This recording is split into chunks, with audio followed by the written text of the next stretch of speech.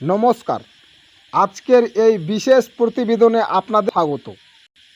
পশ্চিমবঙ্গে বর্তমানে একদিকে যেমন ডাব্লিউবিপি কনস্টেবল নিয়োগ মামলা নিয়ে বহু চাকরি প্রার্থীর নজর আদালতের দিকে, অন্যদিকে রাজ্য সরকার বিভিন্ন সময়ে ইস্যু হওয়া এসসি, এসটি এবং ওবিসি প্রশংসাপত্রের পুনরায় যাচাই প্রক্রিয়া শুরু করেছে। আর এই দুই বিষয়কে ঘিরে উঠছে এক গুরুত্বপূর্ণ প্রশ্ন। যদি যাচাইয়ের পর কিছু প্রশংসাপত্র অবৈধ বা বাতিল বলে প্রমাণিত হয়, তাহলে কি তার প্রভাব পড়তে পারে চলমান ডাব্লিউবিপি কনস্টেবল নিয়োগ প্রক্রিয়ার উপর? প্রথমে বলে রাখা ভালো, এই মুহূর্তে কোনো আদালত বা নিয়োগকারী সংস্থা এমন কোনো নির্দেশ দেয়নি যে ডাব্লিউবিপি কনস্টেবলের মেধা তালিকা পরিবর্তন করা হবে। আমরা শুধুমাত্র সম্ভাব্য আইনি ও প্রশাসনিক দিক নিয়ে আলোচনা করছি। রাজ্য সরকারের তরফে বিভিন্ন সময়ে তৈরি হওয়া সংরক্ষণ ভিত্তিক প্রশংসাপত্র পুনরায় যাচাই করা হচ্ছে বলে খবর সামনে এসেছে। এই যাচাইয়ের উদ্দেশ্য হলো যারা প্রকৃতপক্ষে সংরক্ষণের সুবিধা পাওয়ার যোগ্য তারা যাতে সেই সুবিধা পান এবং কোনো অনিয়ম থাকলে তা চিহ্নিত করা হয়।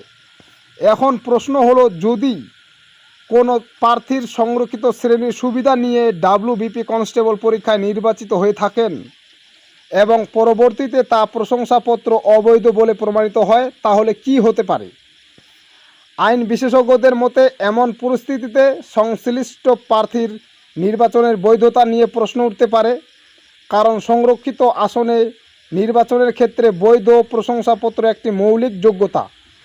যদি সেই যোগ্যতাই পরে বাতিল হয়ে যায়, তাহলে প্রশাসন বা আদালত বিষয়টি খতিয়ে দেখতে পারে। এখানেই আসছে একটি গুরুত্বপূর্ণ কাট অফ নম্বর। ধরুন কোনো সংরক্ষিত ক্যাটাগরি কাট অফ ছিল 28 নম্বর। একজন প্রার্থী 27.5 নম্বর পেয়ে মাত্র অর্ধেক নম্বরের জন্য বাদ পড়েছেন। পরে যদি দেখা যায় যে কাট অফের উপর থাকা কয়েকজন প্রার্থী অবৈধ প্রশংসাপত্রের কারণে সংরক্ষণের সুবিধা পেয়েছিলেন, তাহলে স্বাভাবিকভাবেই বাদ পড়া প্রার্থীরা প্রশ্ন তুলতে পারেন, ওই প্রার্থীরা তালিকায় না থাকলে আমি সুযোগ অবশ্যই পেতাম। এই যুক্তির মধ্যে একটি বাস্তব ভিত্তি রয়েছে, কারণ মেধা তালিকায় কোনো অনিয়ম থাকলে তার প্রভাব অন্য যোগ্য প্রার্থীদের উপর পড়তেই পারে। তবে এখানেই একটি গুরুত্বপূর্ণ সতর্কতার বিষয় রয়েছে। কোনো প্রশংসাপত্র বাতিল হলেই স্বয়ংক্রিয়ভাবে কাট অফ পরিবর্তন হয়ে যাবে বা নতুন মেধা তালিকা প্রকাশ হবে, এমনটা ধরে নেওয়া ঠিক নয়।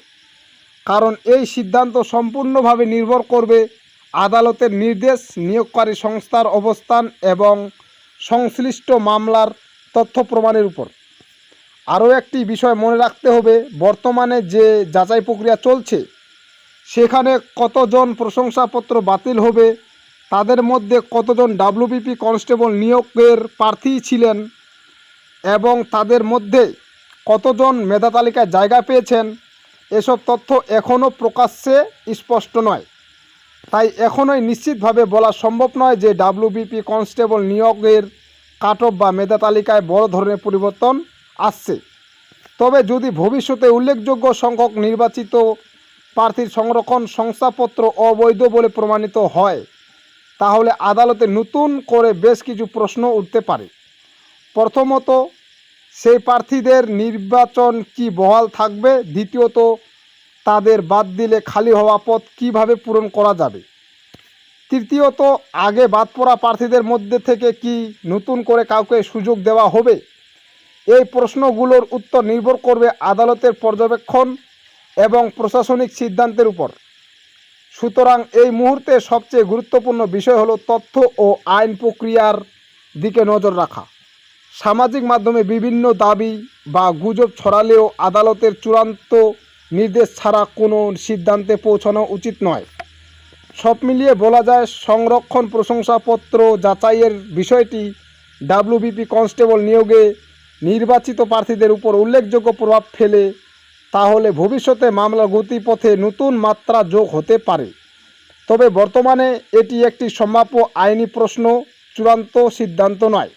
তবে ভবিষ্যতে এই মামলাটি চূড়ান্ত রূপ বা জটিল রূপ ধারণ করতে পারে বলে অনেক আইনি বিশেষজ্ঞ মনে করছেন। এই বিষয়ে নতুন কোনো সরকারি নির্দেশ, আদালতে পর্যবেক্ষণ বা গুরুত্বপূর্ণ আপডেট সামনে এলে আমরা অবশ্যই আপনাদের জানাবো। ধন্যবাদ, সবাই ভালো থাকুন।